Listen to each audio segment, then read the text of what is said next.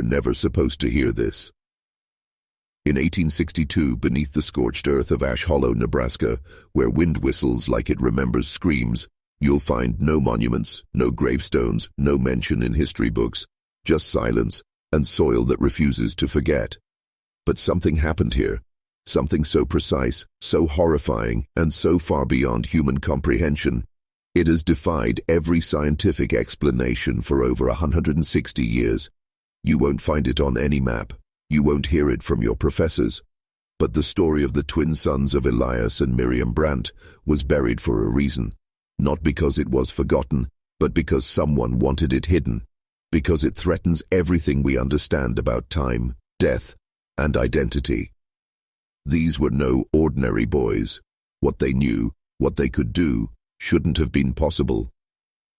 At the time, Ash Hollow was just a cluster of 6 homes, a trading post, and a church so crudely built it leaned east with the wind.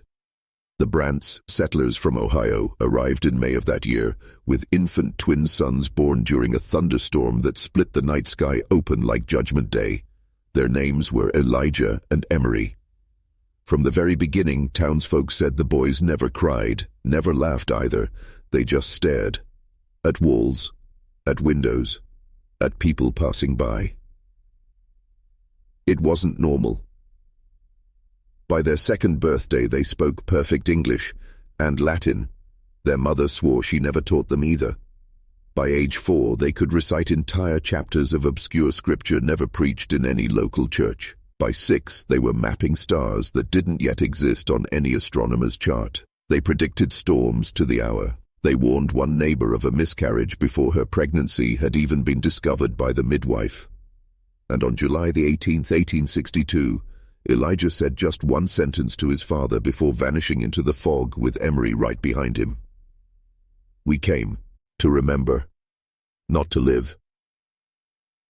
They were never seen again.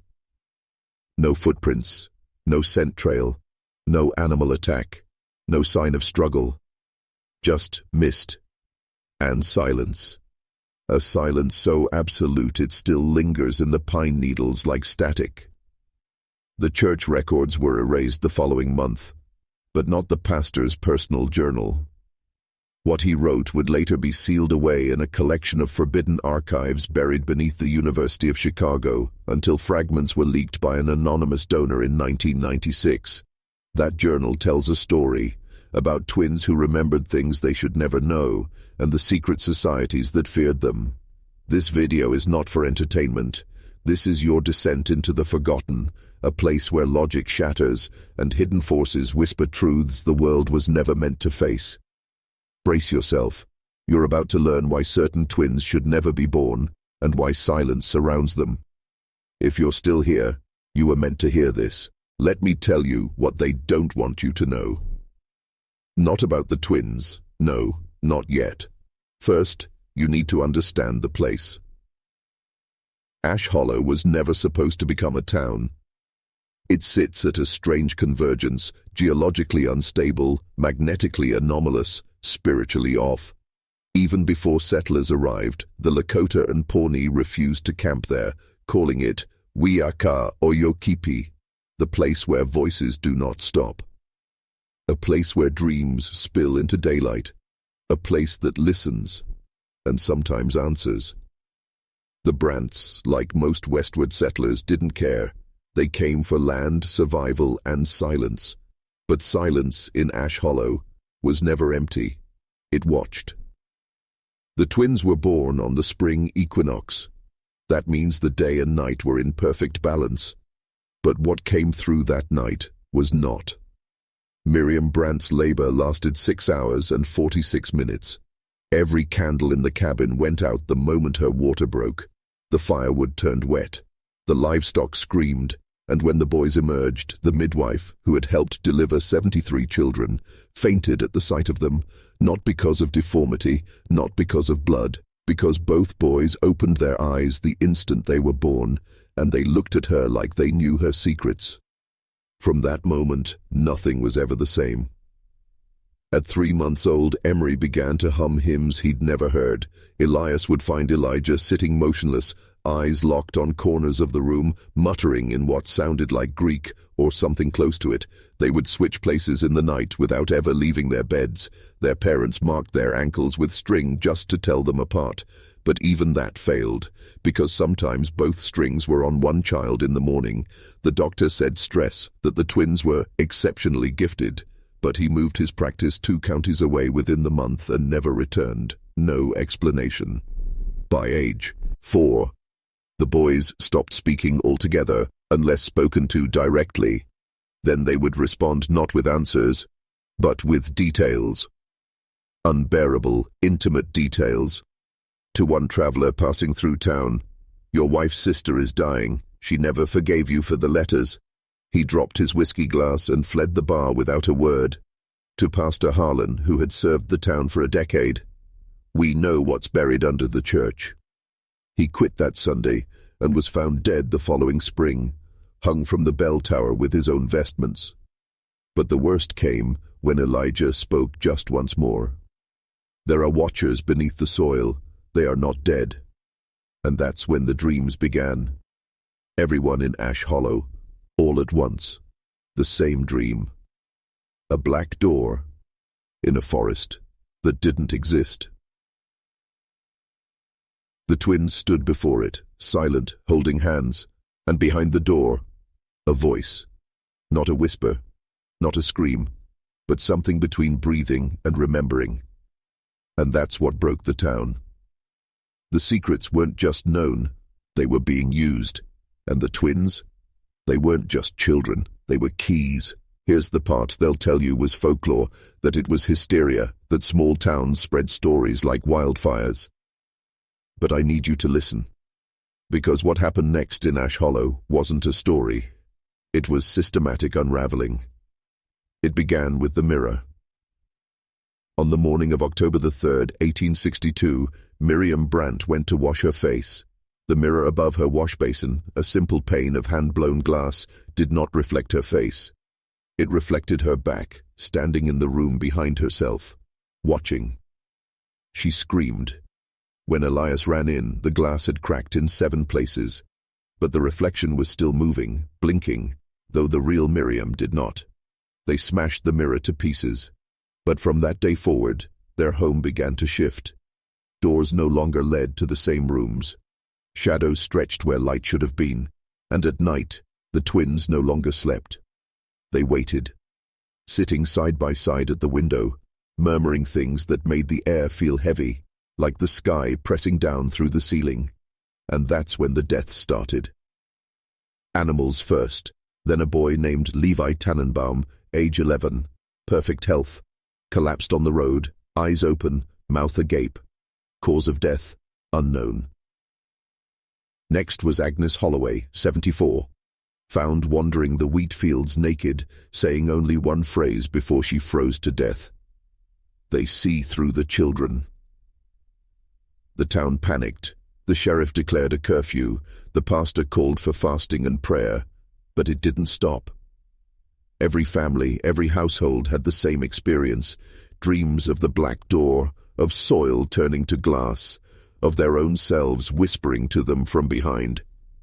One man tried to burn the Brandt house down, claimed the boys weren't human, claimed they were sent here by something older than God. He succeeded in setting fire to the western wall, but the flame died without smoke. The wood hissed, then healed, as if the house refused. Destruction. That night the twins spoke again, this time to the entire town. They walked to the church steps and in perfect unison said, "You built over memory. The ground remembers. It wants you to see." Then they raised their hands and pointed toward the woods behind the cemetery. Woods that, until that moment, no one in Ash Hollow remembered even being there. And they began walking. 17 adults followed, some compelled, some curious. 3 returned. They had been gone only an hour by the sun, but aged 5 years by the face. What happened in those trees? They refused to say. But one wrote something in the dirt the next day, just once, before his final breath. The door opened. If you're still watching, this is your moment to choose. Write this in the comments twice to confirm your awakening. I remember the door. I remember the door. Let the algorithm know you're ready to descend further. Because what comes next isn't just dark history, it's the part where reality begins to bleed. Ash Hollow had no map for what came next. On the morning of October 4th, the sun rose 3 times.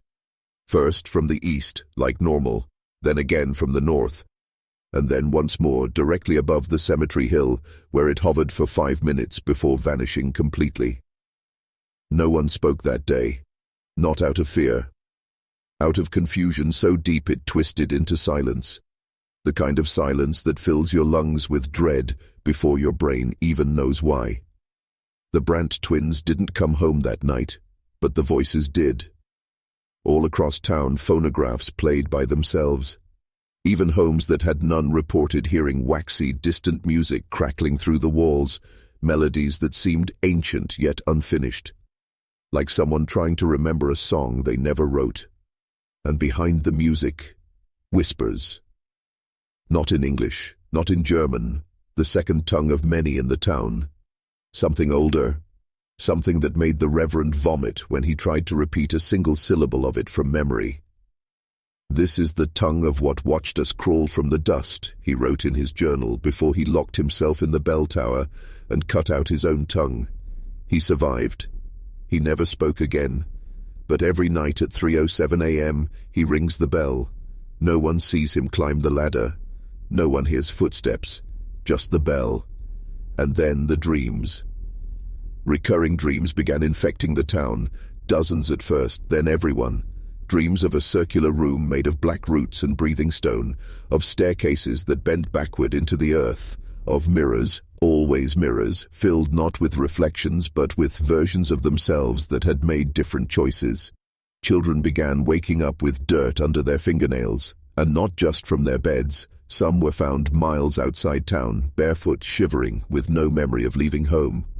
One child, 6-year-old Clara Green, was found humming the song That's So. The phonographs played. When asked where she'd learned it, she said, "The boys told me, the ones who wear our faces but aren't us." By now, even the skeptics had stopped denying it. Something beneath Ash Hollow had stirred, and the twins were no longer the center of the story. They were just the beginning. Comment: I saw the bell. I heard the song. If you're still with me, they say the woods around Ash Hollow were once sacred. That before settlers came, the indigenous Pawnee avoided them, not out of fear but respect. The kind of reverence you show to a place that doesn't just belong to the land, but to something older than land itself. No birds sang in those trees, no wolves howled. Just the wind, always circling, never blowing straight through, like it was afraid to touch the forest floor. After the twins vanished, a search party of 14 men entered the woods. Only 5 came back. One had no eyes. Another spoke only in reverse. The sheriff's own brother had aged 40 years in a single night, his skin like leather, his gums shriveled, his eyes blank like he'd seen the end of something he was never meant to glimpse. The townspeople begged the mayor to burn the forest, but when they tried, the fire wouldn't catch, not even with oil. Instead, the trees bled. Actual blood, dark, thick, and warm. The blacksmith who touched it developed lesions in his palms, shaped like eyes. They blinked once and then vanished, leaving no scars, just a cold memory of something watching him back. Then came the animals. First, the deer, walking backward, eyes glazed white, their legs bending wrong. Then the birds, nesting inside abandoned homes, laying eggs with teeth instead of shells. But the most horrifying arrival was the man with no mouth. He walked out of the woods barefoot, wearing the coat of one of the missing men. He didn't speak, couldn't. But when he opened his coat, his chest had a mouth, stitched in crude thread, sewn shut with horsehair. It moved. It whispered. And those who heard it fell to the ground, clutching their heads, screaming a name none could later remember. Except one old woman, who wrote it on her wall in chalk: Weatherlow. That name hadn't been spoken in Ash Hollow for over 120 years. It was the name of the first child ever buried in town. And now it was back, written on the leaves, whispered by the wind, and carved somehow from the inside into every tree trunk in the woods. The last person to say the name Weatherlow out loud was Reverend Eli Madsen, a man of the cloth, a man of science, a man who believed no curse could touch him if his faith was strong enough. He stood in front of the town chapel one Sunday morning, full congregation seated, and declared, "We do not fear stories, we do not fear names, and we do not fear ghosts." Then he said it, loud, clear, defiant. Weatherlow. The church bells rang on their own. No one was in the tower, no ropes were pulled, and yet 12 tolls echoed through Ash Hollow, though the clock read 11:19. That was the last time anyone saw the Reverend with his mouth. Because something took it, ripped it clean off. No blood, no wound, just skin, flat where lips had once been, like wax melted smooth. And that wasn't the worst part. He kept preaching, kept speaking sermons no one could hear. People said they could feel the words in their bones. Their teeth would chatter, nails curl, hair fall out in clumps. Some even bled from their ears. He wrote nothing down, ate nothing, slept never. Just wandered the chapel, whispering silent sermons to something no one could see. But everyone began to sense. Then, late one night, the Reverend's eyes went all black. He scratched something into the wooden floor with his bare hands, tore his nails out doing it. The word was clear. Not Weatherlow this time, but homecoming. That same night, the chapel doors sealed shut. No hinges, no nails, just smooth, unbroken wood. And inside, faintly, came the sound of a lullaby. A mother's voice, or maybe a child's.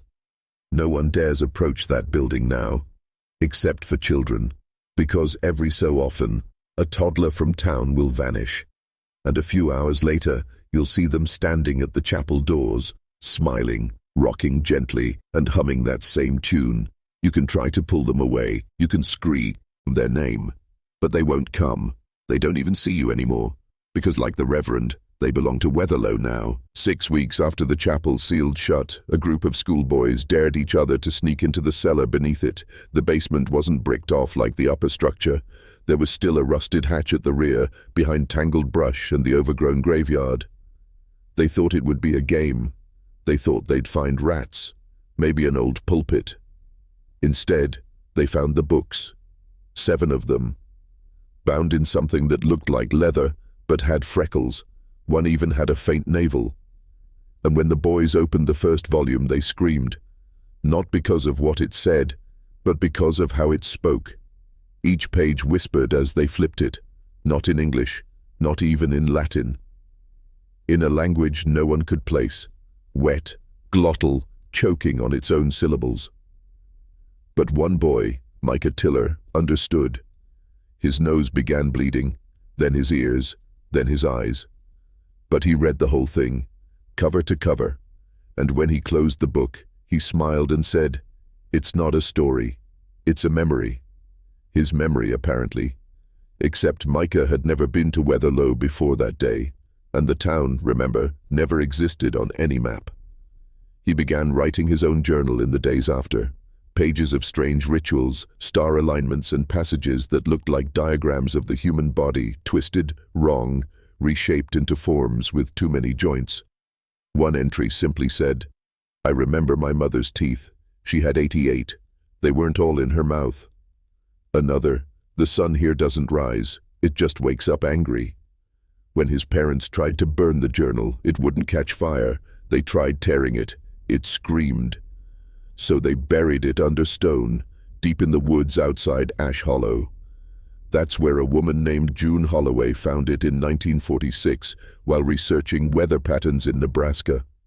And what she wrote in her final letter to her sister still chills those who've read it. The storm isn't in the sky, it lives below us. It lives in pages, and it's learning how to write back. June Holloway's last tape was mailed to her sister in St. Paul, Minnesota. No return address, just a package wrapped in butcher paper and sealed with melted wax, an odd emblem stamped in, a symbol no one could quite identify. Part star, part insect, part eye. Her sister Marianne played it once. Only once. The tape opens with static, then wind. But not the natural kind. This wind whistles like it's passing through a mouth. Then the faint sound of footsteps on gravel. June's voice breaks through, low and urgent. I'm underground. I think it's a church. The floors made of bones, not arranged, just scattered, like they were dropped. She pauses, then says shakily, "There's music. I didn't bring a radio, but there's music playing. Same melody from the chapel lullaby Micah wrote down in his journal. I think it's in the walls." What follows is 42 seconds of the most haunting audio on the tape. A lullaby, hummed softly by something that breathes far too slowly to be human. And then a voice, not June's, a man, older, gravel in his throat. It says, "You left the door open, Junebug." Marianne dropped the recorder. She hadn't heard that nickname in 20 years, not since their father's funeral. A man who, she swore, never called June that. What's worse, her father had died with his jaw wired shut. He couldn't have spoken the last year of his life. Marianne tried to rewind the tape. It wouldn't. Tried to record over it. The voice came back, clearer. "I told you not to dig. Now it's awake." The FBI was contacted. The package, the tape, the handwriting, all investigated. They said the voice wasn't June's father, but it matched a voice recorded in 1931 during a failed seance in eastern Colorado. Same tone, same cadence, same words. That seance group, they called themselves the Mouths of Ash, and their final documented ritual took place under a dried-up well in Ash Hollow, Nebraska. The diary of Reverend Josiah Crane wasn't supposed to exist. Officially, the church at Ash Hollow had no founding pastor, just records of sermons delivered by nameless circuit preachers passing through. But in 1972, during the demolition of a collapsed root cellar beneath the old Holloway property, a workman's shovel struck something hard. Not stone, not wood, something warm. It was a book, bound in leather that twitched when exposed to sunlight. Pages stitched not with thread, but with hair, thick, red, and knotted at the ends like it had been torn directly from a scalp. On the first page, written in charcoal, was a name, Reverend Josiah Crane, for the mouths below.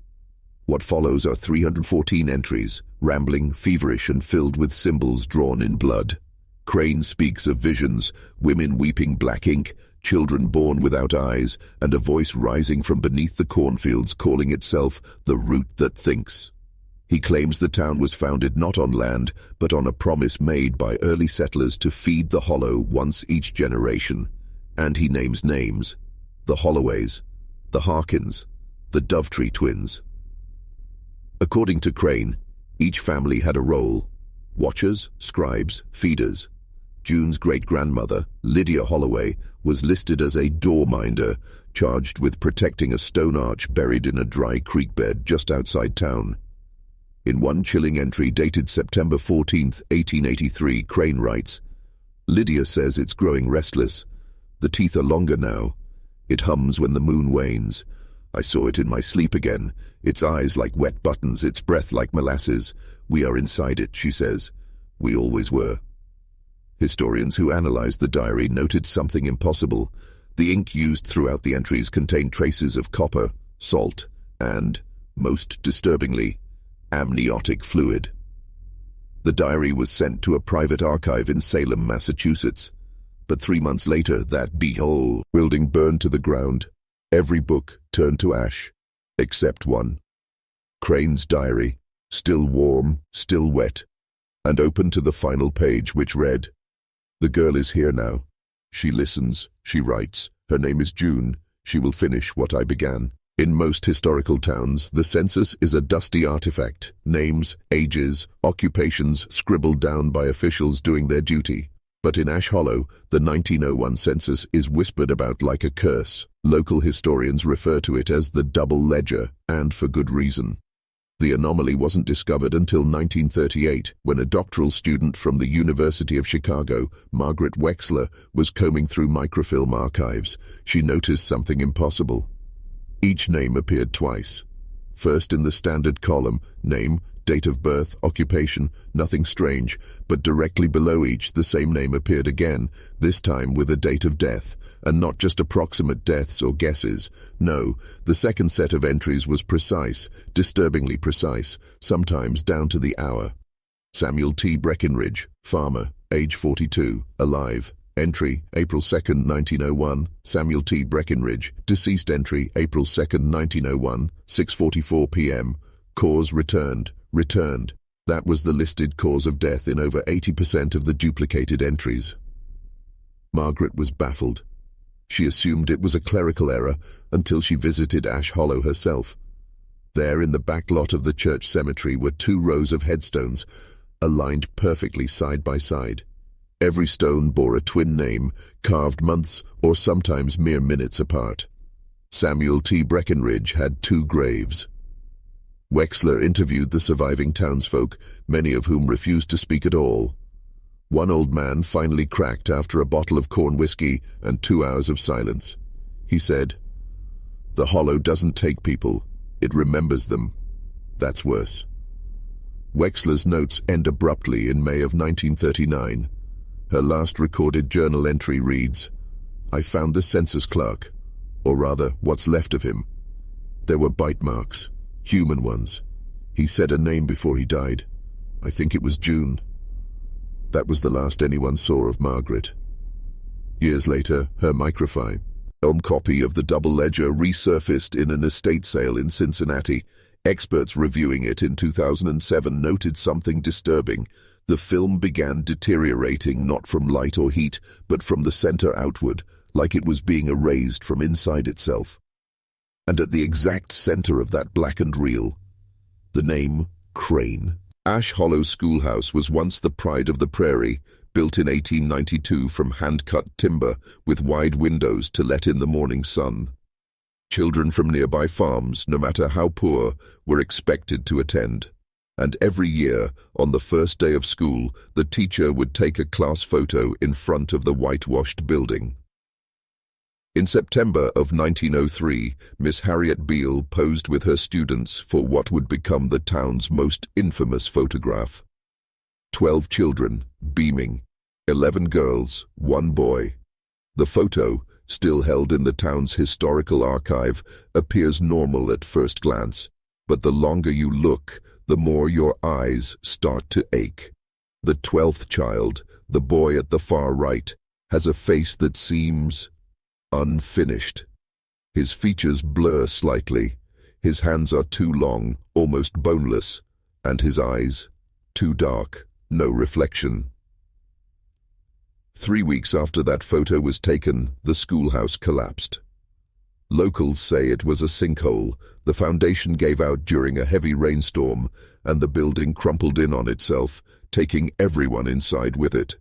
Rescue efforts were chaotic. Neighbors and farmers clawed through mud and timber, praying for survivors. 11 small bodies were pulled from the wreckage. 11. But the town's records, school attendance sheets, milk delivery ledgers, even the photo, insisted there were 12 children in that classroom. When Miss Beale's body was recovered, her fingernails were bloodied and broken. Scratched deep into her forearm, barely legible in dried scabs, were the words, "The 12th isn't one of ours." No one could explain it. Some claimed the 12th child was a cousin visiting from out of town, but no name was ever produced. Others whispered that Miss Beale had been confused, but there was one final twist. In 1966, a construction crew digging a new water line on the school grounds struck a buried space, an air pocket lined with rotted wood. Inside, wrapped in an oilcloth sack, was a single human skeleton, small, child-sized. There was no coffin, no clothes, just a sliver of paper clutched in the skeletal hand. It was a torn photo, the same class photo from 1903. Except this one only showed 11 children. The diary of Miss Harriet Beale was discovered tucked behind the mantel of her childhood home in 1973 during routine renovations by a distant relative, bound in cracked leather and wrapped in a strip of muslin stained with age and something darker, something like rust or dried blood. It was nearly discarded, but when opened, the pages revealed the slow unraveling of a woman haunted long before the schoolhouse collapsed. Her entries began innocently enough, lesson plans, weather reports, musings about the children in her care. But within just a few pages, the handwriting grew more erratic. The tone shifted from hopeful to hunted. He comes before the first frost. The other children do not notice him, but they feel him. I see it in the way they shiver. He knows I can see him, and he's waiting. Harriet never named the 12th boy. In fact, she never described him the way one would describe a student. There are no notes on behavior, no praise for penmanship, no mention of his home or family, just references to the boy who wasn't born, or sometimes, disturbingly, the guest who walked out of the corn. The most chilling entry came just 1 week before the collapse. He asked me to hold his hand today, said it would make the others stop teasing him. But when I touched it, it wasn't a hand. It was hollow, like pressing your fingers into wet paper. And then it smiled at me. Not the boy, it. Alongside these entries were hand-drawn symbols, circles with jagged teeth, eyes with no pupils, trees with roots shaped like hands. One symbol appeared over and over again. A spindly figure, faceless, with long limbs that reached the bottom of the page. Underneath it, always the same words, scratched in frantic loops. Don't let the boy in. Don't let the boy in. Don't let the boy in. After her death, no relatives came forward to claim the diary. The town historian archived it, reluctantly, locking it away in the back of the Ash Hollow Museum. But in 1982, a high school student broke in on a dare and took it home. 3 days later, he was found wandering barefoot outside the collapsed school site, eyes wide open, fingernails torn. He said only 4 words before collapsing into seizures. He's already in here. In 2007, more than a century after the schoolhouse collapse, Ash Hollow experienced a bizarre wave of unexplained electrical disturbances. Residents reported their lights flickering in patterns, always in threes, at precisely 9:03 p.m., the exact time the original structure gave way in 1903. Radios turned on without warning, whispering what sounded like children chanting in reverse. Cell phones refused to hold charge near the old school's foundation, now a cracked stone circle sunken into a weedy field. But it wasn't just machines that misbehaved. Miriam Ellis, who lived 2 blocks from the site, was found standing barefoot in her front yard at midnight, clutching a piece of slate she claimed she dug out of her garden. Scratched into its surface were the same symbols found in Miss Harriet Beale's diary. Circles with jagged teeth, faceless figures with elongated limbs, and a repeating phrase carved so deeply into the rock it looked like it had been done with bone. 12 never sleeps. That same week, 10-year-old Peter Nolan vanished during recess behind Ash Hollow Elementary. His teacher swore she'd seen him seconds earlier by the swing set. No struggle, no scream, no trace, just his shoes, neatly placed at the base of the old oak tree that had grown where the school once stood. 3 days later, Peter returned, barefoot, eyes bloodshot, speaking a strange dialect no one could identify. Linguists who reviewed recordings of his speech concluded it resembled a mixture of archaic Welsh and something even older, possibly pre-Indo-European. But the most disturbing part, when slowed down and reversed, Peter's mutterings matched phrases from Harriet Beale's diary word for word. The boy is made of bone and dust. He walks on the edge of forgetting.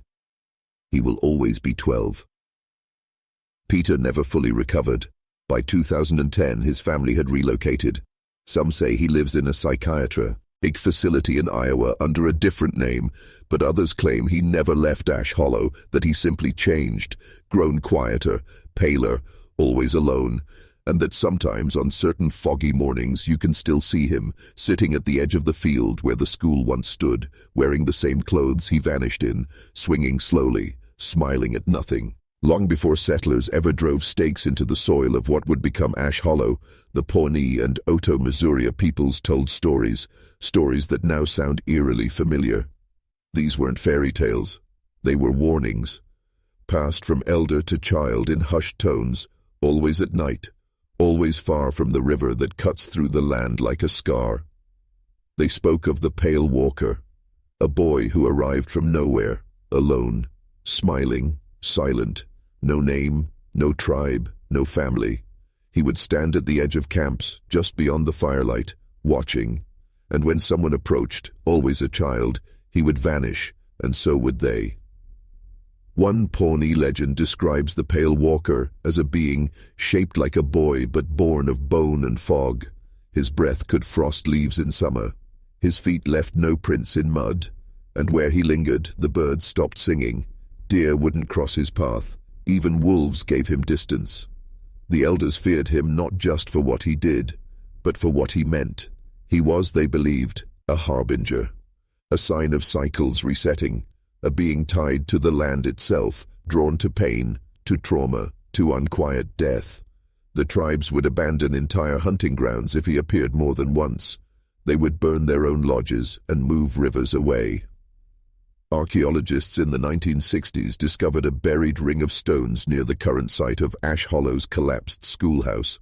Inside the ring, they found dozens of tiny bones, animal mostly, arranged in spirals, always centered around a single human tooth. Carbon dating placed the artifacts at around 300 BCE, well before any formal civilization had taken root in Nebraska. But the symbols etched into the stones, circles with jagged edges, triangles nested in threes, and one symbol, scratched into every artifact without fail, identical to the one found in Harriet Beale's diary, a featureless child, arms outstretched, mouth open in a scream. Even in pre-contact oral history, this presence was never fully explained. Some tribes believed the boy was a curse given form. Others said he was a mirror of a future no one could bear to see, and a few believed he wasn't evil, just hungry. What he feeds on, however, is still debated. In the summer of 1928, the U.S. Geological Survey sent a young field geologist named Dr. Paul Renner to Ash Hollow. On the surface, his mission was routine: document the area's sandstone formations and report on erosion patterns following a series of unusually strong spring floods. But Renner's personal notes, recovered decades later in an attic box in Lincoln, Nebraska, suggest he found far more than sediment and silt. According to his private journal, Renner became obsessed with a particular outcropping on the edge of a ravine near the abandoned schoolhouse. Local ranchers had told him the place was wrong, not cursed, just hollow like the name. Birds flew around it but never over. Coyotes howled at it but never approached. At night, a low moan, like wind through a pipe organ, could be heard rising from the soil. After days of digging, Renner uncovered what he described as a vent, an artificially sealed shaft leading deep underground, its mouth marked by a perfect circle of stone, unlike anything he'd seen in plains geology. Against orders, he descended. His journal entry from that night is barely legible. What can be read is unnerving. This is no cave. The walls are cut, too smooth, symmetrical. Every 20 feet, carvings, children's faces smiling. One had teeth filed to points. I heard movement, not rats, rhythmic, like pacing. I am not alone down here. He climbed out just before dawn, pale and shaking. The following day, he mailed a copy of his field notes and a small stone-carved artifact to a professor at the University of Chicago, claiming it was proof of a pre-Columbian culture not yet classified. Neither the package nor the professor were ever seen again. Renner remained in Ash Hollow for one more week. His last journal entry, dated August 4th, 1928, simply reads, "It's under us, still moving, listening. Every night the ground pulses like breath. I don't sleep. It's learning me." He vanished the next day. Locals assumed he'd wandered into the ravine and fallen, though no body was ever found. His tent, equipment, and boots were all left behind, perfectly arranged. But the strangest part, when a team investigated the vent, he discovered, guided by his earlier sketches, it was gone. The ground was smooth, no opening, no stones, just prairie grass, swaying gently as if nothing had ever been disturbed. In 1931, the small town of Ash Hollow had only one telephone operator, Martha Ellings, a widow in her early 50s who worked the midnight shift in the switchboard office attached to the post depot. She was known to be punctual, polite, and rational, the kind of woman who didn't spook easily. But starting in late September, Martha began documenting a series of events that would leave even seasoned skeptics grasping for explanations. 3 nights in a row, around 2:17 a.m., the same call came through. The switchboard buzzed, showing no originating number, just a steady, unnatural hum. Curious, Martha connected the line manually and said her usual, "Operator, can I help you?" The first night, there was silence. Then a faint static, and finally a child's voice, barely audible, whispered, "Martha." She froze. No one in the town would be awake at that hour, and no child would know her name unless it was someone from long ago. She asked, "Who is this?" But the line went dead. The second night, same time, same buzz. When she connected, the child whispered again, "You shouldn't have listened." Now shaken, Martha traced the call manually, a rare technique even then, using a system of clacking wires and pin circuits. What she found disturbed her. The call was coming from a line decommissioned since 1902, registered to the old schoolhouse that had burned down 40 years prior, the same schoolhouse tied to the missing twins and Dr. Renner's discovery. On the third night, she didn't want to answer, but when the board lit up, something compelled her. She lifted the receiver slowly. This time, it wasn't just a whisper, it was singing, a child's lullaby, off-key and slowed like a warped phonograph. Halfway through, the voice paused and spoke again. "You buried us wrong." The line cut abruptly. The room went dark, as if the electricity had been swallowed whole. Martha quit. Her post the next morning, writing only one sentence in the station log before leaving town forever. The lines run deeper than the wires. No operator has held the midnight shift in Ash Hollow since. In the spring of 1940, during a Federal Works Progress Administration WPA project, a team of 6 laborers was dispatched to Ash Hollow to dig foundational supports near the ruins of the old schoolhouse. The site had sat abandoned for decades, overtaken by prairie grass and forgotten memories. Locals had warned them, not outright, but with those stiff, uneasy silences that only ever say more. The workers began excavation without incident. The ground was dense, oddly packed for a plot that hadn't been touched in over 30 years. By the third day, at a depth of around 6 feet, a shovel struck something soft but resistant. At first they assumed it was old furniture or collapsed flooring, but what they uncovered was far stranger. It was a burlap sack, sealed shut with a rusted copper pin. The fabric was damp despite the dry soil, and the sack was breathing, or at least that's what one of the men, Charlie Kemp, later claimed in a written statement. They tore it open. Inside were bones, human but impossibly small and curled in unnatural poses. Some were tied with twine, others marked with red chalk symbols. Beneath the bones was a cloth doll, stitched with hair. Real hair. The head had been removed and replaced with a porcelain face, cracked down the middle with painted eyes that looked disturbingly real. The foreman ordered them to stop digging immediately. He left the site to report the finding but never returned. That same night, the burlap sack and its contents disappeared, and the WPA crew was reassigned out of state. No official record of the dig exists in state archives today. Only Charlie Kemp's unsigned statement, mailed to a cousin in Des Moines, survived. In the letter, Kemp writes, "The bones weren't buried. They were kept, arranged like something sacred, like someone meant to come back for them." Some locals believe the sack was one of 3. None of them were ever seen again. In July of 1952, a young boy named Ellis Thorne vanished from his backyard on the northern ridge of Ash Hollow. He was 9 years old, barefoot, and had been seen only minutes before chasing a ball into the tall grass behind his family's farmhouse. His mother, Catherine Thorne, called out for him twice, then again with panic in her voice when there was no reply. The town mobilized. For 5 days, search parties combed the fields, barns, and creek beds. They found no signs, no footprints, no torn fabric, no drag marks in the earth, just the silence of a prairie holding its breath. And then, on the morning of the 6th day, Ellis returned. He walked straight into town from the western woods, clothes clean, skin untouched, eyes wide and empty. He didn't cry, he didn't smile, he simply said, "I've been to school, it's underground now." At first people thought he was delusional from hunger or exposure, but Ellis wasn't dehydrated, nor was he bruised or scratched. A doctor who examined him noted something more disturbing. His pupils reacted slowly, almost as if he'd spent days in total darkness. When asked where the underground school was, Ellis said it had no stairs, only sliding holes and a bell that rings even when it's not real time. He said his classmates were pale and soft and that they whispered answers in their sleep. He mentioned a teacher who never spoke aloud, only moved your thoughts around until you learned.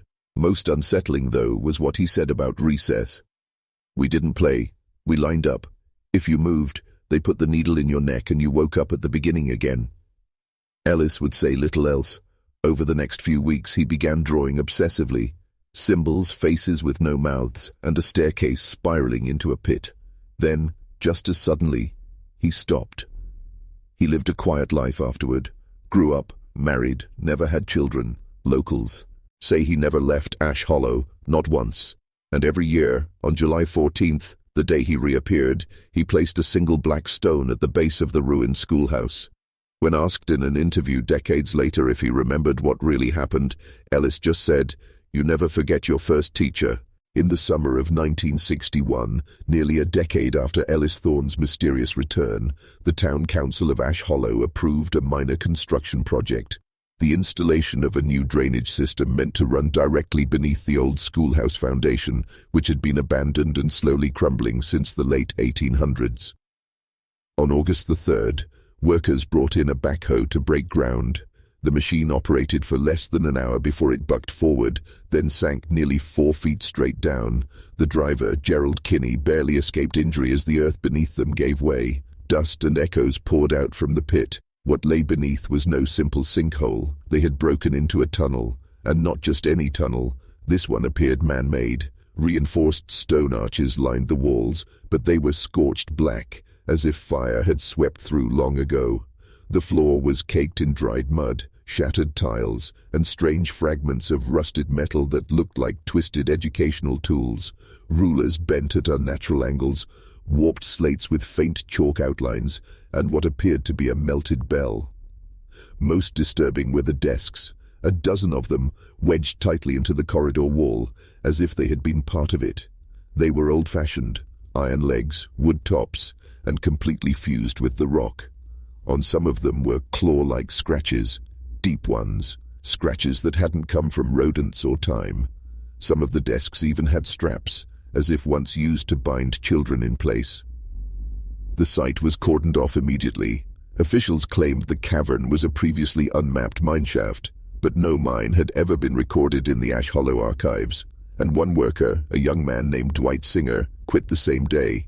He told reporters, "I saw something move in the dark, thought it was a shadow.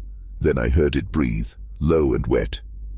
He left town that evening and never came back. Within 48 hours, the tunnel was filled with cement under emergency municipal order. No further excavations were allowed. Locals whispered that something had been released, or worse, trapped again. Ellis Thorne, then in his 20s, was seen standing near the site that night, staring at the wet ground with a look not of fear, but recognition. Buried deep in the basement of the Ash Hollow Historical Society, behind rusted cabinets and water-warped town ledgers, sits a locked metal container labeled simply, Incident Box, 1891-1961. Most of the town's residents don't even know it exists. Those who do refer to it only in whispers. The key to the box is kept in a sealed envelope stored with the town clerk. But back in 1993, a local archivist named Margaret Wills opened the box during an unsanctioned inspection while reorganizing old records. What she found inside would later drive her to resign and leave Ash Hollow permanently. The box contains 4 main items: a map, hand-drawn in charcoal, showing the foundations of the original schoolhouse. Beneath it, strange tunnel patterns crisscrossed in unnatural symmetry like spiderwebs under the earth. Several areas are marked with initials and sigils that don't match any known architectural shorthand. A collection of sketches, Ellis Thorne's drawings from his teenage years, many of which had been removed from town records. They depict human figures with twisted limbs, mouths wide open in silent screams, eyes removed or sealed shut. In one, Ellis had drawn a figure with no hands, bound to a desk that appeared to melt into the floor, scribbled across the bottom in shaky handwriting, "It was never meant to ring again." A small cloth pouch, inside it a handful of rust-colored pebbles and one long human tooth filed flat on the bottom like it had been deliberately altered. One expert believed the pebbles were old fragments of petrified blood. An unmarked cassette tape.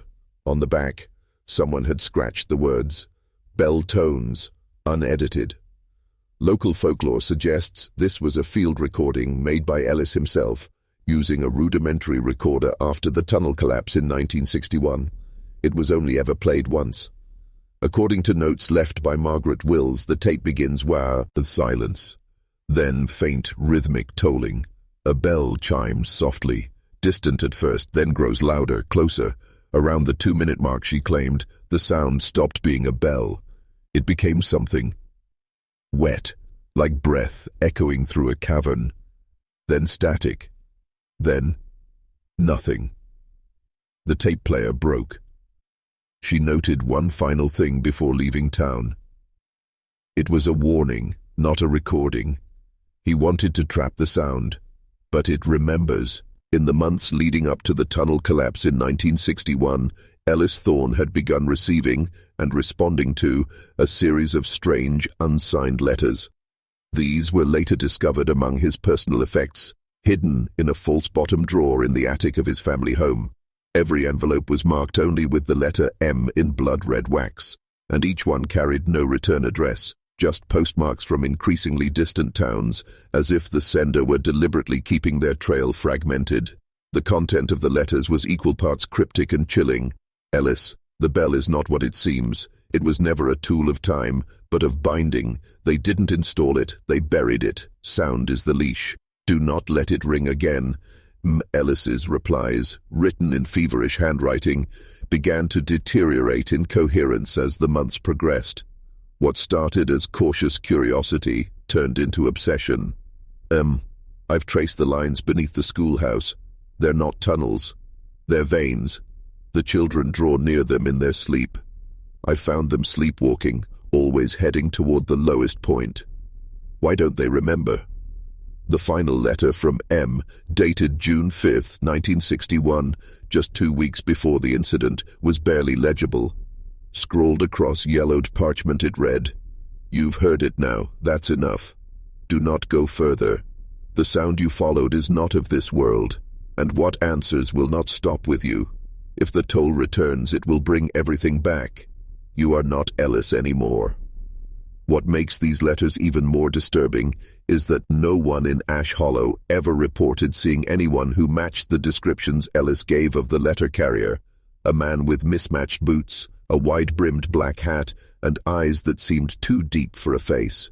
Even the town's post office had no record of deliveries to Ellis in the weeks he claimed he was receiving the letters. Yet he kept them all, meticulously filed and annotated. He even began to replicate M's handwriting obsessively, suggesting either deep paranoia or a terrifying truth.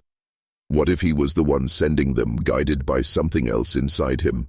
When investigators revisited the original blueprints of the Ash Hollow schoolhouse, drawn up in 1958, they found something deeply unsettling, a structural modification that had never been approved, acknowledged, or even officially documented.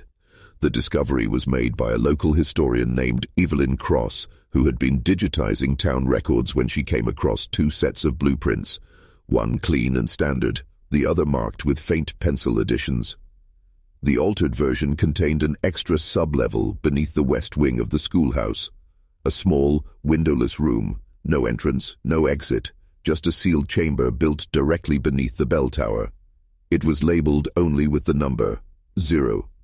There were no records in Town Hall regarding permits for additional excavation, and the construction company that handled the school build, Pinebrook Masonry, disbanded abruptly 6 months after the school opened, its founder, architect Martin Fenn, having vanished without explanation during a train journey through the Nebraska plains. Fenn's disappearance was initially written off as a tragic accident. He had, after all, been traveling alone. But now, decades later, that disappearance casts a long and ominous shadow. When Evelyn Cross tried to track down Fenn's surviving family, she found they had all either changed their names or relocated out of the country in the years following his vanishing. One surviving nephew, when contacted, refused to speak about Martin at all. In a single email reply, he wrote, "We were told not to ask, not to look, not to build things we don't understand." Back at the schoolhouse site, after the tunnel collapse in 1961, workers clearing debris from the western basement reported hearing strange sounds beneath their feet, muffled knocking, almost rhythmic, despite there being no space below that should have allowed for sound to travel. The area was quicks, Cly sealed, and the school was closed permanently just 2 weeks later. No official explanation for the added chamber was ever given, but the number 0, etched into the concrete at the back wall of the basement, remains to this day, scrubbed and scrubbed, but always returning, faintly glowing when the light catches it just right. And perhaps most chilling, the bell tower, though the bell was never recovered, still emits an unexplained hum at dusk. Locals avoid the area. Animals won't go near it. In the spring of 1997, a small team of paranormal researchers from Omaha arrived in Ash Hollow, led by Dr. Lena Rathmore, a respected parapsychologist with a background in architectural hauntings. Their goal was to confirm whether the rumors surrounding the schoolhouse, and specifically the mysterious underground chamber labeled 0, had any basis in measurable phenomena. The town council had reluctantly approved their access after years of pressure from both skeptics and enthusiasts. The area had been sealed off since 1961, its perimeter overgrown, locked behind rusted fencing and decades of whispered warnings. But Rathmore's credentials and a generous donation to the town opened the gates. The team brought thermal scanners, EVP recorders, ground-penetrating radar, and 7 handheld night vision cameras. On the second day of excavation, the radar registered an empty void beneath the west wing, matching the second blueprint's dimensions exactly. They drilled through the original concrete flooring and lowered a small drone camera into the space. At first, the footage showed only dust and shadows, but as the drone settled, it revealed a perfectly intact room, 6 feet by 6 feet, walls smooth, corners seamless. And in the center, a wooden chair bolted to the floor. On it sat what appeared to be the decayed remains of a person, mummified, arms bound, head tilted as if listening. But there was no record of any missing persons during the school's operational years who matched the description. No signs of forced entry, no obvious cause of death. The team descended in full gear that night, 3 members at a time. What they found defied logic. The walls pulsed faintly with warmth, though there were no electrical sources. The room was absolutely silent, no echoes, no air movement. The corpse in the chair, they noticed, was missing its eyes, sockets filled not with decay, but polished glass marbles.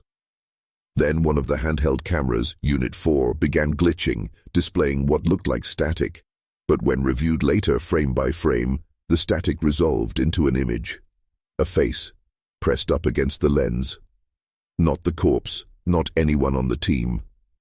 When they tried to leave, one of the exit ladders vanished. Not fell, not snapped. Gone. Like the space it had occupied was rewritten. It reappeared hours later, but none of the team remembered what had happened during that missing window of time, except one member, who later resigned from the field entirely, leaving behind a single sentence scrawled in his field notebook. Room 0 isn't haunted. It's hungry. Just 2 weeks after the Rathmore investigation, federal agents arrived unannounced in Ash Hollow. They weren't from the FBI or any familiar branch. Their badges bore no insignia, just a number, 401 Delta. The town council was told to vacate all municipal records pertaining to the schoolhouse immediately. Dr. Rathmore's team was detained at an off-site location for over 48 hours. When released, their equipment had been lost in transit, and they were bound by an aggressive non-disclosure agreement. Most of them never spoke of the investigation again, but not all documents were erased. A leaked memo, obtained decades later by a Freedom of Information Act request, referenced something called Project Marionette, initiated in 1953. The program had nothing to do with education. It was part of a Cold War-era psychological experiment. The government had purchased the land under false pretenses, built the schoolhouse as a front, and recruited orphaned or untraceable children from across the Midwest. Their goal? To study controlled dissociation, inducing fractured identities through sensory deprivation, linguistic disruption, and architectural manipulation. The infamous Room Zero wasn't on the blueprints for legal reasons, but it was the centerpiece of the program. Inside it, subjects were kept for extended periods in absolute silence. The room's seamless design, concrete laced with iron-rich minerals, was meant to suppress electromagnetic signals. What they discovered, though, wasn't just psychological. They found something else responded to that silence. The memo, titled Interference Log, Subject 12A, described a 9-year-old girl placed in Room Zero for a 7-day isolation test. On the 4th night, thermal sensors recorded a drop to temperature 12 degrees inside the chamber, impossible given the structure's insulation. Cameras captured static. The girl was seen speaking, but there was no audio, and her lips didn't match any known language. On day 7, she was gone. No signs of escape. The chair she'd been strapped to remained bolted to the floor, but in her place was a duplicate, a second chair, identical in every way, except it was facing the corner. Every test subject placed in Room Zero after that event experienced hallucinations of the girl in the chair, whispering gibberish backwards. One agent later described her as a living fracture in the air. Project Marionette was abandoned in 1961. The school was shuttered, the entrances sealed. But according to a 1999 surveillance update, the chamber's temperature still drops on certain nights, and faint audio, captured only on analog tapes, records a child's voice repeating, "You built the door, now you belong to what's behind it." Dr. Lena Rathmore was not the type to scare easily. She had faced down hoaxes, cults, and more than a few cryptid fanatics during her years investigating unexplained phenomena. But after Ash Hollow, something changed in her. She became increasingly withdrawn, paranoid. She stopped taking university calls, moved out of her townhouse in Boston, and most telling of all, she destroyed her research journals. Only one thing remained, a single microcassette labeled Ash Hollow, Final Entry. It was postmarked July 2, 1997, mailed to a former colleague at the University of Chicago, but never opened until her disappearance 4 weeks later. The audio is grainy, full of static, but Lena's voice is unmistakable, urgent, trembling, and near tears. "If you're hearing this, they've erased everything, but I remember what was in Room Zero. And it wasn't just silence, it was hunger. It's not a ghost. It's not a demon. It's an echo that feeds, not on sound, not even on fear, but on being known." She goes silent for 20 seconds, then continues. "The architecture, those angles, the proportions, it's not random. It's a signal trap. You don't see it, but it amplifies recognition. The moment you start learning about it, talking about it, it learns you back. Mirrors you, fills in gaps where your mind should be. That girl, the one they lost, she's not gone. She's the blueprint now." A sharp knocking sound follows, 3 times, not from Lena, but from somewhere on the tape itself, like the mic picked up something inside the recorder. "They told us it was research, but it was a summoning. We made a room that remembers people better than people do. It doesn't forget, not even you." The final minute of tape is unintelligible, screeching feedback. Then, just before it cuts out, a whisper layered beneath the noise, "You're next, Lena." Her car was found on August 4, 1997, parked in front of the old schoolhouse in Ash Hollow. The engine was still warm, driver's side door open, no sign of struggle, but on the passenger seat was a Polaroid photo. It showed Lena sitting in room 0, smiling, facing the corner. But the timestamp printed on the photo? June 30th, 1958. The Polaroid photograph discovered on Lena Rathmore's passenger seat defied explanation, not just because of its impossible timestamp, but because of the camera model it was taken with. Experts identified it as a Polaroid 800 land camera, discontinued in 1957. The film used had not been manufactured since 1960, yet the image was fresh, unfaded, like it had just been developed. Lena sits in the exact center of room 0, but there's something wrong with her posture. Her limbs are rigid, almost posed, as if arranged by someone or something else. Her eyes are open, but there's a glossy, vacant sheen. She's staring at the corner, where shadows converge unnaturally, forming a triangle that hadn't been noticed in previous floor plans. But the most disturbing detail: she's not alone. In the corner behind her, barely visible, is a second figure, tall, featureless. Its outline seems to flicker, like a corrupted video frame. Forensic analysts confirmed it wasn't a trick of the light. The anomaly has mass, but it doesn't cast a shadow. The photo was dated June 30th, 1958, the day the first child, Elsie Tarot, went missing from room 0. According to school records, Lena Rathmore wasn't even born until 1961. So how was she photographed 3 years before her birth? And why was she in the same room, wearing the same clothes from the day she disappeared? The prevailing theory from fringe researchers is that room 0 isn't bound by linear time. It acts as a temporal echo chamber, capturing not just sound but presence. Anyone who enters it becomes imprinted, copied, and, eventually, looped into its architectural memory. In other words, room 0 remembers people before they exist. A local historian, Henry Kloss, compared it to ancient conceptions of the Akashic records, a plane where all memories, past and future, are stored. But unlike those benevolent myths, room 0 feeds on its records. It traps them, uses them. Somewhere within those walls, Lena might still be, not alive but played on repeat, stuck in a moment the world no longer remembers, except the room. The building was sealed again in late 1997. No further studies were authorized. The school board denied any paranormal link, blaming Lena's disappearance on emotional distress. But unofficially, the faculty gave room 0 a new name, the Foresight Chamber. Because once it knows you, it's only a matter of time. The only known survivor to have entered room 0 and come back, Margot Elwyn, a former janitor at Blackridge School, was never the same again. She was found 6 hours after the search party had called off the sweep, crawling out of the basement's southeast emergency hatch, her palms raw, her uniform shredded, and her eyes wrong.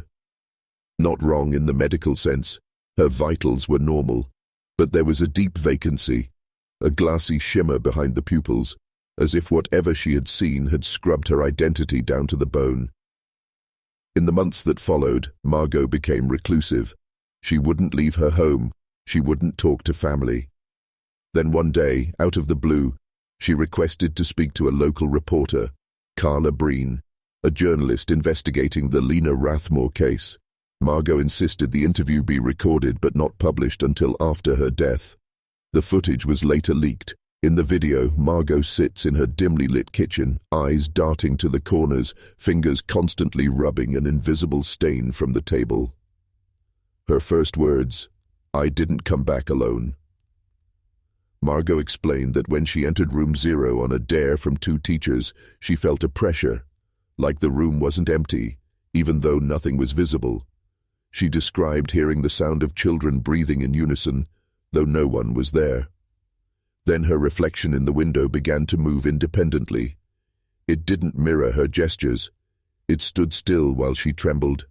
It smiled while she sobbed. And when she tried to look away, her shadow refused to follow.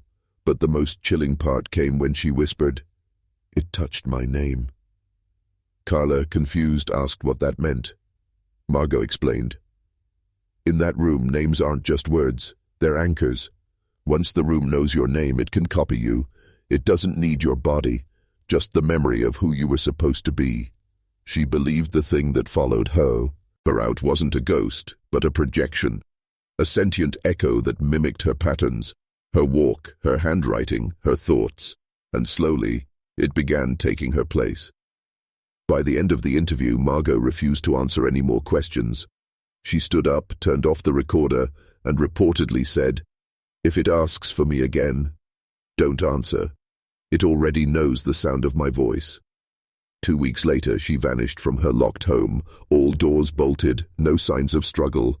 On her bed, a note scrawled in her handwriting, "I've been reabsorbed."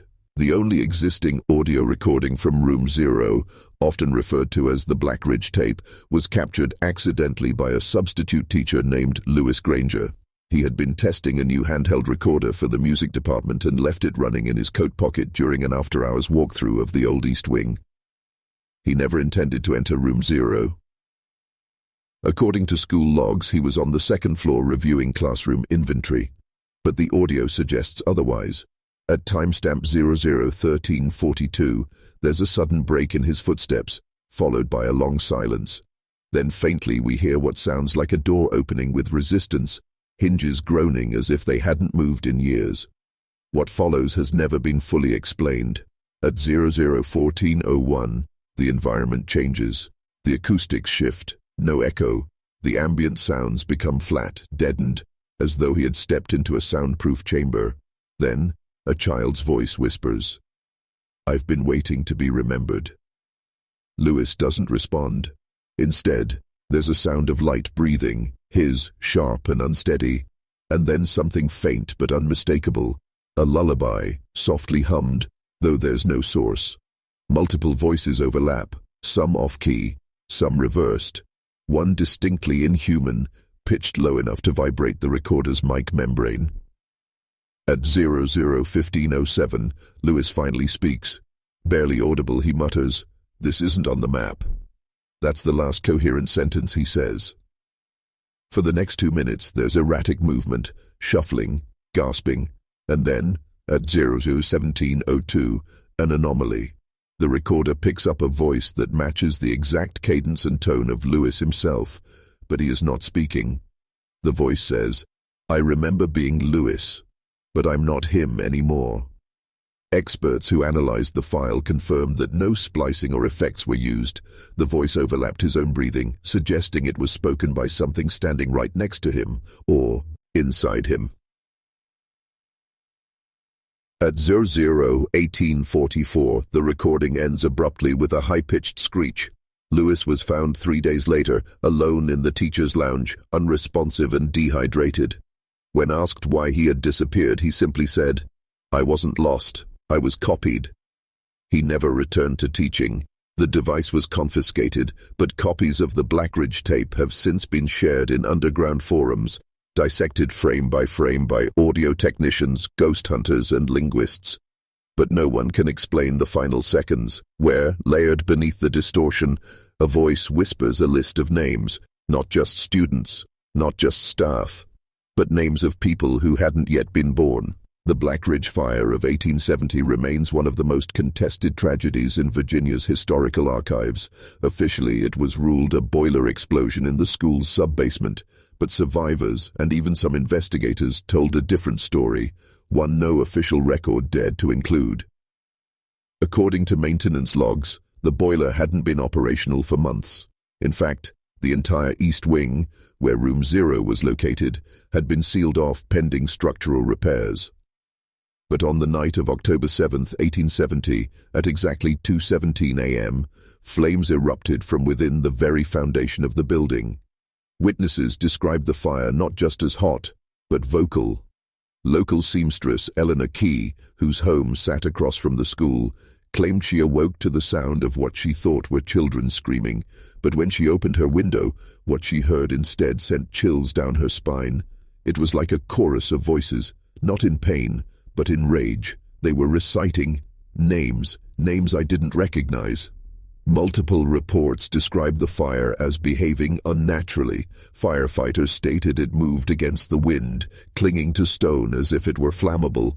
Walls that should have taken hours to ignite went up in seconds.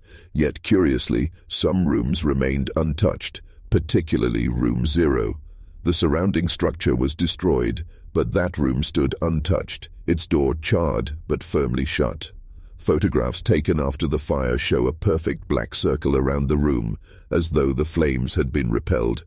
Investigators found no soot, no ash, no heat damage inside, just a desk, a chair, and a freshly carved symbol on the wall, one that hadn't been there in previous schematics. It resembled an Ouroboros, but fractured, with its mouth biting nothing. 6 weeks later, the town coroner, Jeremiah Holt, received an unmarked envelope. Inside was a single page, listing the names of every person who would die in the fire, accurate down to the minute. The document was dated September 3rd, more than a month before the fire occurred. The most disturbing detail: the list included one name that hadn't been added to the school's enrollment logs until October 1st, a child who hadn't yet arrived when the fire started. Her name was Cecily Vale. She survived, but was never seen again after the fire. Witnesses claimed she walked directly into room 0 during the chaos, and when rescuers tried to follow, the door vanished. In 2006, the sleepy town of Blackridge had all but forgotten the Delaney school fire until a security guard named Ricky Madsen reviewed footage from a local library's basement renovation project. What he saw would shake the town's historians, clergy, and investigators alike. At 3:17 a.m., precisely 136 years and 10 hours after the fire, an overhead camera captured a figure walking across the newly installed tile floor. The timestamp was clear. The clarity of the image was undeniable. But the figure, a young girl, perhaps no more than 9 years old, with burnt cuffs, a soot-stained collar, and wide, terrified eyes. She walked directly into the center of the frame, looked up as if aware of the camera, and whispered something. The footage had no audio, but lip readers later confirmed what she said. "It's not over." When Blackridge's local historian June Mallory cross-referenced school records, she identified the girl instantly. It was Cecily Vale, the student last seen walking into room 0 during the 1870 fire, her name etched in ash and legend. But this wasn't just a ghost story. DNA testing from a single fingerprint found on the inside of the camera lens matched with a preserved handprint on an 1869 attendance sheet kept in the Blackridge archives, verified by forensic historians. The match, 99.87% certainty. In the weeks following the footage's discovery, 3 other buildings in Blackridge reported sudden electrical anomalies at exactly 3:17 a.m. Lights flickering, doors slamming, messages appearing on fogged windows, each one repeating the same phrase, "Room 0 opens." Paranormal experts visited the town, most leaving shaken and silent, but one investigator, Dr. Lena Harrow, left a cryptic final note before disappearing en route back to Richmond. Room 0 is not a location, it's an event, a convergence point, and it's waking up. The library has since sealed its basement. The camera that recorded Cecily Vale has been locked away, but to this day no one knows where she went after that night. Some say she's still here, moving from place to place, leaving signs, waiting for the next ignition. What remains clear is this: the fire was never the end. It was the beginning, a breach, and room 0, it wants out. For years, room 0 was believed to be a tragic one-off, a strange anomaly buried under the ashes of the Delaney School in Blackridge. But in 2009, architectural researcher Dr. Marcus Ewell made a discovery that would flip that theory on its head. While digitizing historical blueprints of 19th century schools for a preservation project, Dr. Ewell noticed something odd. In 6 separate buildings, all constructed between 1867 and 1871, there was a room on the blueprints that didn't correspond to any known physical space in the school. It was either unlabeled or referred to with vague shorthand, R0, void, auxiliary, or sometimes nothing at all. When measured, the rooms were always located in the same part of the building, beneath staircases or behind false walls, and their dimensions were identical, 11 feet by 11 feet. Even more disturbing, each of those 6 schools experienced a fire, unexplained disappearance, or mass fainting episode, all between the hours of 3 o'clock a.m. and 3:20 a.m. One such school, the Langford Institute in Connecticut, suffered a fire in 1870 that killed 14 children. Survivors mentioned a black door that shouldn't have been there, and a girl in white urging them not to open it. That school also had a Room 0, unmarked, sealed, forgotten. UL cross-referenced 82 similar institutions built during the Reconstruction era and found that nearly 20% had these ghost rooms, spaces intentionally designed but never acknowledged. Builders of the time blamed cost-saving alterations or structural adjustments. But when Ewell visited one remaining school site in Wyoming, he found the remnants of Room 0 still intact. Inside were charred children's shoes, burnt wooden toys, and a crude drawing carved into the wall, a wide eye, a flame, a door with no handle. Paranormal researchers believe these rooms are more than coincidences. Some propose that Room 0 represents a kind of spiritual architecture, spaces that invite something in or hold something in place. Why these rooms exist, who commissioned them, and how the original Delaney blueprints came to mirror so many others, those questions remain unanswered. But what is known is this: Room 0 was never just in Blackridge. It was everywhere. Waiting. Her name is Sarah Wynne, and she was only 11 when she vanished for 3 days in the fall of 1982 during a school camping trip near the ruins of the old Delaney grounds. At the time, search parties were deployed across Blackridge County. Bloodhounds, helicopters, even divers combed nearby creeks. Nothing. Then, on the 4th morning, Sarah walked out of the woods barefoot, clothes torn, eyes swollen shut. She wouldn't speak.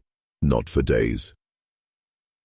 Now, 43 years later, Sarah has decided to break her silence. In an interview conducted at a private clinic in Ash Hollow, she describes being pulled toward the Delaney ruins. She doesn't remember getting there, only that one moment she was with her friends, and the next, she was standing at the edge of what she now believes was the foundation of Room 0. There was a door. But not like one you'd open. It was flat, black, smooth like stone, and it hummed, like it was breathing. She describes entering a narrow passage that shouldn't have existed, a space beneath the earth lined with scorched stone. Her flashlight wouldn't work, but there was light anyway, pale, flickering, as if the walls themselves were glowing. It smelled like old milk and burned hair, she recalls. I walked for what felt like hours.